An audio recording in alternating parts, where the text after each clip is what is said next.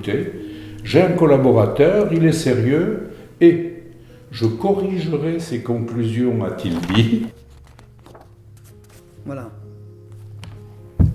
C'est à la fin de mon premier bulletin.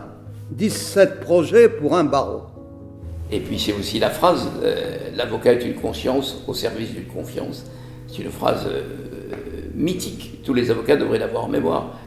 J'ai passé toute mon après-midi dans les coffres d'une banque à compter les pièces d'or.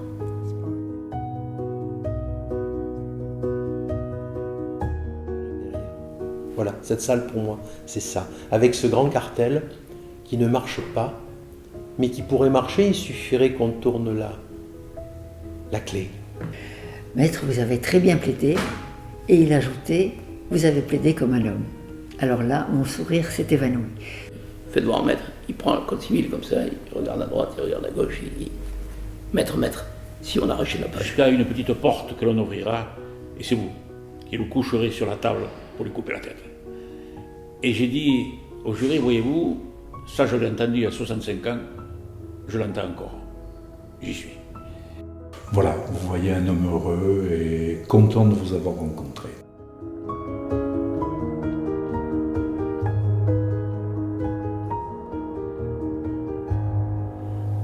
Je m'appelle François de mon prénom, du nom de mon père Bedel, et j'ai été adopté pour garder un très vieux nom de l'Aveyron par un de mes oncles qui est mort à la guerre de 14. Mais j'ai été adopté par son père. Donc je m'appelle Bedel Giroux de Buzaringue. Mais dans la pratique professionnelle, tout le monde m'appelait Bedel. Et d'autres m'ont appelé Bedel de Buzaringue, mais moi j'ai un nom trop compliqué. Voilà. Quelle est mon histoire? Je suis né en Aveyron le 8 août 1925, canton de Sévérac-le-Château, dans un vieux domaine agricole, exploité par mon père et ma mère, dans une famille de 7 enfants. Et tout d'abord, comme je l'ai dit plusieurs fois, et notamment quand j'ai présidé une réunion de jeunes avocats, je voulais être berger. Je voulais être berger car j'aimais la terre et j'aimais les brebis, mais un jour, après mon bac, après beaucoup de choses, après que j'ai fait une école de berger, j'ai fait une bêtise énorme. J'ai cru que j'allais commander les chiens de mon berger. Et les chiens de mon berger n'obéissaient qu'au berger. Et donc le troupeau de 500 brebis que je gardais provisoirement en l'absence du berger qui était allé à un deuil, mon troupeau ne m'a pas obéi. Et en un clin d'œil, 20 minutes, dans le trèfle où j'étais, plus de 10 brebis sont mortes.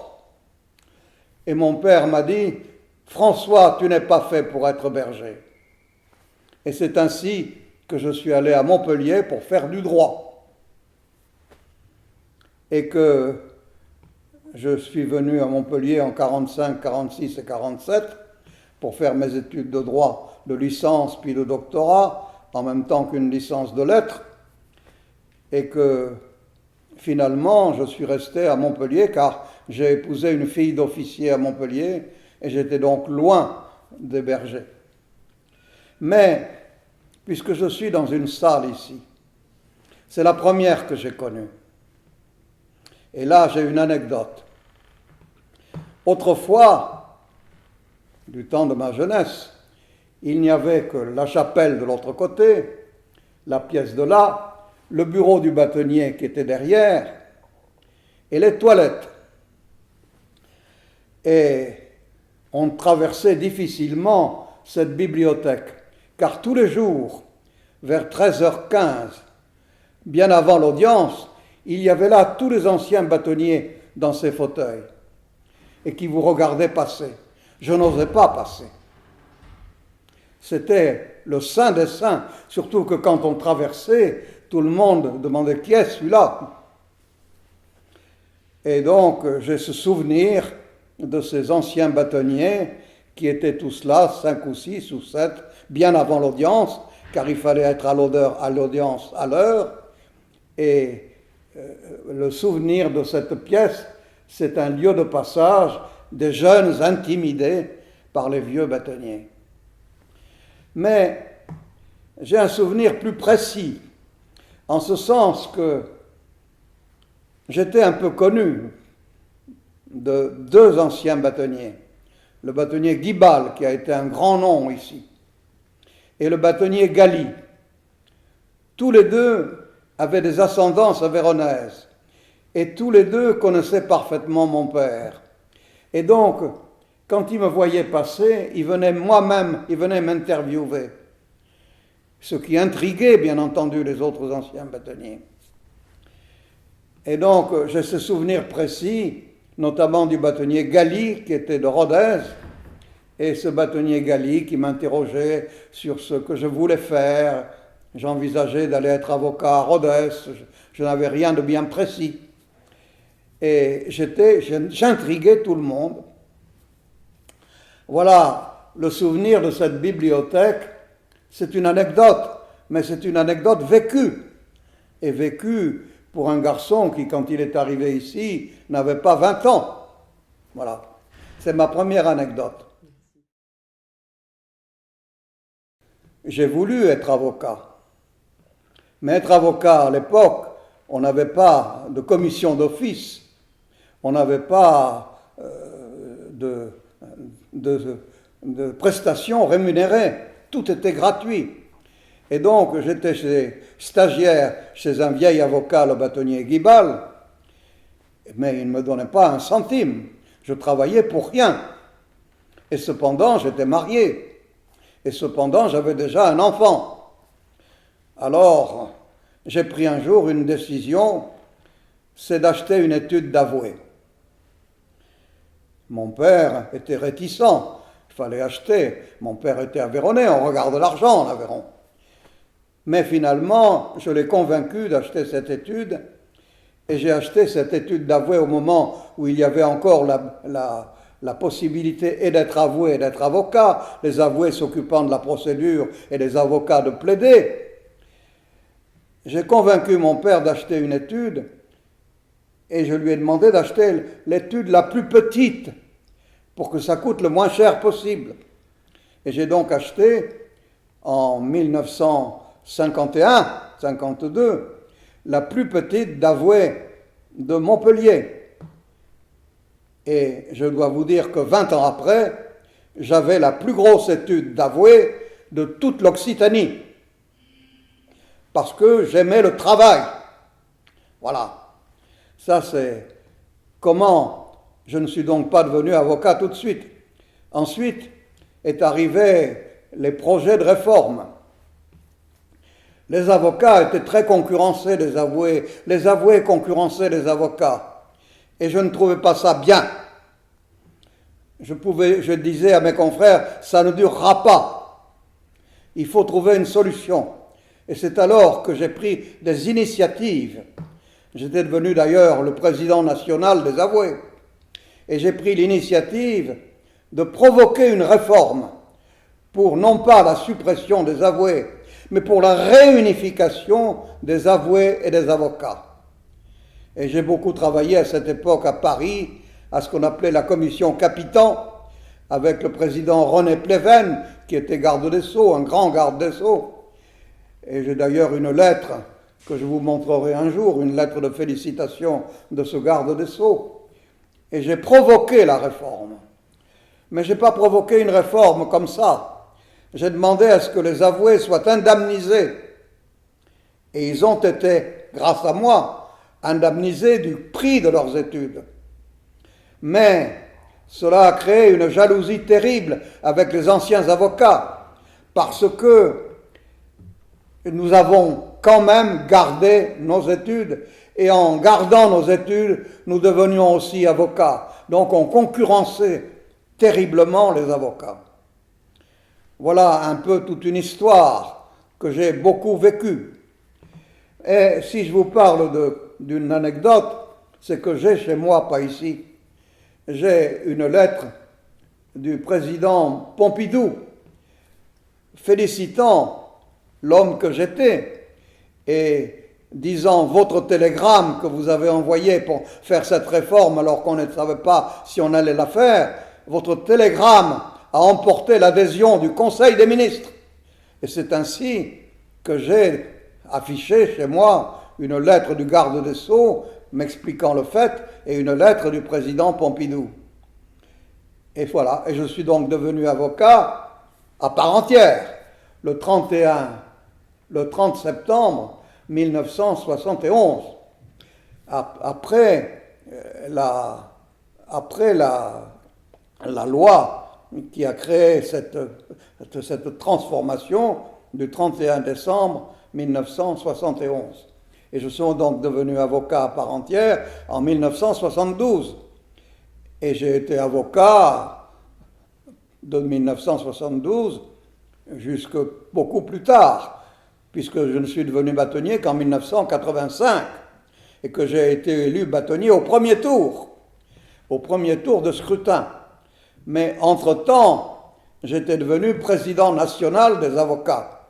Et donc, j'ai contribué à la modernisation de cette profession d'avocat. Et j'ai donc beaucoup d'anecdotes concernant cette présidence nationale, des anecdotes amusantes quelquefois. Il y a une anecdote qui restait gravée dans ma tête. J'étais à un dîner présidé par le président de la conférence des bâtonniers, et j'étais à un dîner où était invitée Madame Taubira, garde des Sceaux, très à gauche. Moi, je ne l'étais pas, mais on m'avait mis à sa gauche. Et on a fait le tour de table. Chacun posait des questions. Et moi, j'ai simplement dit une chose. Créon ou Antigone? Personne n'a compris, sauf elle.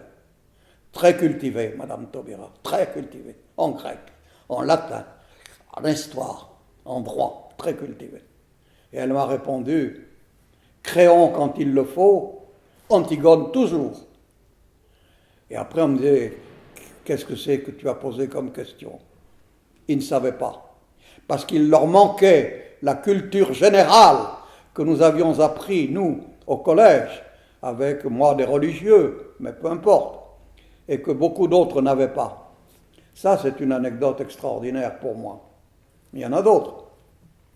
Je me rappellerai toujours avoir été reçu à la chancellerie par un garde des Sceaux qui s'appelait M. Harpaillange, et qui avait une jolie, très jolie, non pas attachée de presse, mais une très jolie directrice de cabinet.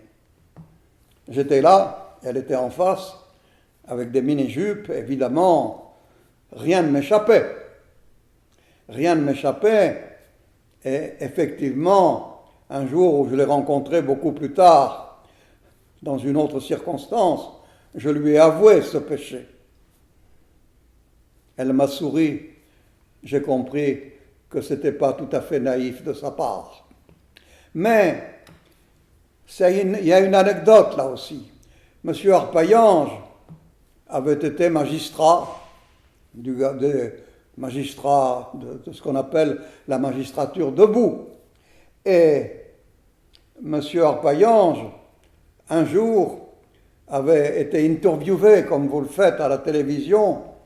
On lui a demandé, il y avait un espèce de voyou qui s'était échappé de prison, et il s'était échappé à 2 personnes. Et quand il a été interviewé, il a répondu « Oui, on les a rattrapés tous les 3 ».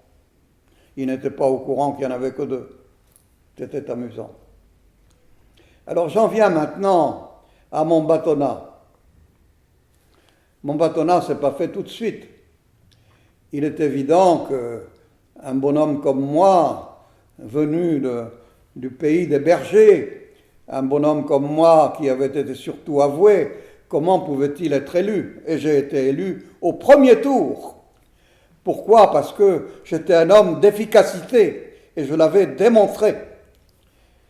Et donc, j'ai été bâtonnier à partir du 1er janvier 1985 pour une période de 2 ans. Avant moi, également une autre anecdote. J'avais vécu le bâtonnat avec le bâtonnier Péridier, le père de celui-ci, qui était un sénateur socialiste, très socialiste, et qui ne faisait plus rien sans moi. Ne faisait plus rien sans moi, et un beau jour, un de mes confrères, alors qu'il y avait une messe au mois de novembre pour les avocats et les membres des compagnies judiciaires, ce confrère disait « il faut tout balancer, et il faut faire maintenant des réunions œcuméniques ». Et je me rappellerai toujours ce sénateur socialiste qui n'allait pas à la messe, disait « moi, tant que je serai là, il y aura une messe et il n'y aura pas de cérémonie œcuménique ». C'est amusant, c'est comme ça. Alors j'en viens à mon bâtonnat. J'ai donc été élu le 1er janvier 85 et j'ai fait beaucoup de choses. D'abord, j'ai transporté le siège, si j'ose dire, le siège principal du barreau en face, à la maison des avocats. Secrétaire, patron, salle du Conseil de l'Ordre, tout était là-bas. Tout était là-bas. Avant moi, quand même, une autre anecdote. Parce que, avant moi, un de mes successeurs prestigieux, le bâtonnier Jacques Lafont, avait eu des difficultés avec ce que l'on appelait les toilettes. Les toilettes étaient là. Et il y avait une toilette, une seule, pour les hommes et pour les femmes. Et donc, le bâtonnier Lafont n'avait qu'un souci, c'est de supprimer les toilettes pour en faire une plus vaste, avec un quartier pour les hommes, un quartier pour les femmes. Ça a été la guerre des toilettes. Il a fallu 3 conseils de l'ordre pour régler ce problème. Une anecdote. Alors j'arrive à mon bâtonnat. Mon bâtonnat, l'une des premières choses que j'ai faites, c'est de réunir en face non seulement les membres du Conseil de l'Ordre qui avaient été élus avec moi, mais les membres anciens du Conseil de l'Ordre, et également tous les anciens bâtonniers. Et j'ai donc fait cette réunion en face. Et c'est là que j'ai proposé, c'est dans mon livre, 17 propositions pour un barreau. 17 propositions pour un barreau. Et que ces 17 propositions, acceptées par tout le monde, urbi et torbi, ont été réalisées sous mon bâtonnat. Et puis, j'ai créé ce bulletin. Et depuis, sauf ceux qui ensuite sont devenus paresseux et ne l'ont pas fait, je ne les citerai pas. Ce bulletin a duré 6 ans. Et je l'ai fait éditer chaque fois. Ça, c'est l'histoire du barreau. Ça, c'est l'histoire de mon bâtonnat. Mais mon successeur a fait pareil. Le bâtonnier Fabre et le bâtonnier Guizard ont fait pareil. Et puis un beau jour, ceux qui étaient paresseux ne l'ont plus fait. Je ne cite personne. Mais ça, je suis très fier de cela. Voilà. C'est à la fin de mon premier bulletin, 17 projets pour un barreau. D'abord, je suis obligé de constater que la profession n'est plus la même. Il y a eu une révolution dans le droit, bien entendu, mais une révolution professionnelle, totale. Depuis, il y a eu la fusion des avoués et des avocats, je vous en ai déjà parlé, mais ce n'est pas ça qui a fait la fortune ou la faiblesse du barreau, car ça a été bien digéré. Mais ensuite, il y a eu la deuxième réforme, celle des avocats et des conseils juridiques. Et Les conseils juridiques sont tous devenus avocats. Mais j'oserais dire que les avocats sont devenus conseils juridiques et que la déontologie n'est plus restée la même.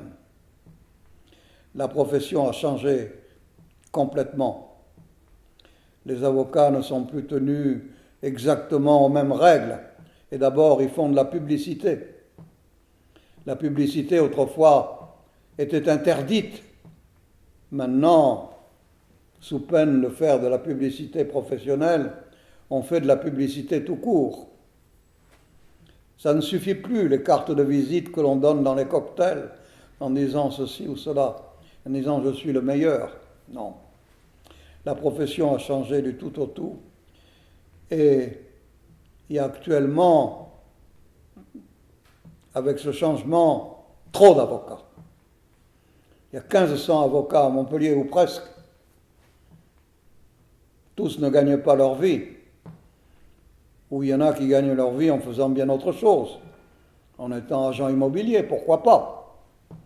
Donc, la déontologie n'est plus la même, l'état d'esprit n'est plus le même. Et j'ai une petite fille, notamment, qui est la fille de mon fils. Elle a fait ce qu'elle a voulu, mais elle n'est pas rentrée au barreau. Et je ne lui ai jamais conseillé de rentrer au barreau. Jamais. C'est-à-dire, la vie est devenue difficile et les avocats sont obligés de tout faire pour gagner leur vie. C'est un changement total. Total.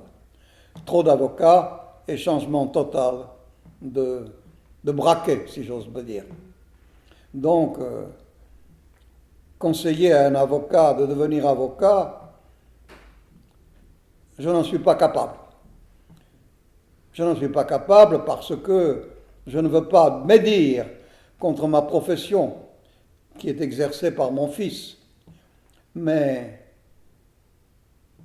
je ne veux pas médire, mais je ne veux pas non plus enfoncer un postulant dans n'importe quelle aventure.